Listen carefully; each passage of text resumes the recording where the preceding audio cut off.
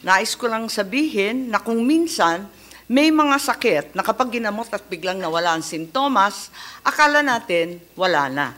Akala natin magaling na yung tao. Akala natin napuksa na natin ang sakit. Kaya ihihinto natin yung gamot. Hanggang isang araw, lilitaw ulit ang sakit. Isa na siyang mas malakas na karamdaman at bago pa natin maagapan, huli na ang lahat. Ang sabi ng COMELEC, hihinto na sila sa pagtanggap ng pirma hanggat hindi na ay aayos ang ilang teknikalidad. Anong teknikalidad? Yung mga pirmang naipasa na. Paano? Anong bagong pamantayan ang gagawin nila? Kung aatras at nagbago ang isip ng tao, anong gagawin? At marami pang ibang tanong. Maaring masaya tayo ngayon dahil akala natin na pagpahinga na natin ang usapin ng PI nila. Pero hanggat hindi natin ito naihihimlay, babangon po muli ito upang maging multo. Nakakatakot.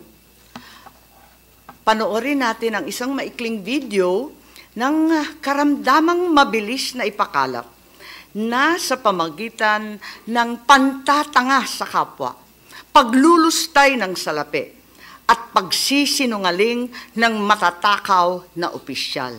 Yang sakit na yan ang papatay sa demokrasya. At ang sino man magsabi na walang paki ang Senado sa usaping ito, isa lang ang masasabi ko, walang gamot sa kakapalan ng mukha mo. Panoorin na po natin. Ay, hindi pa ako sa ngayon, ma'am. Bakit po?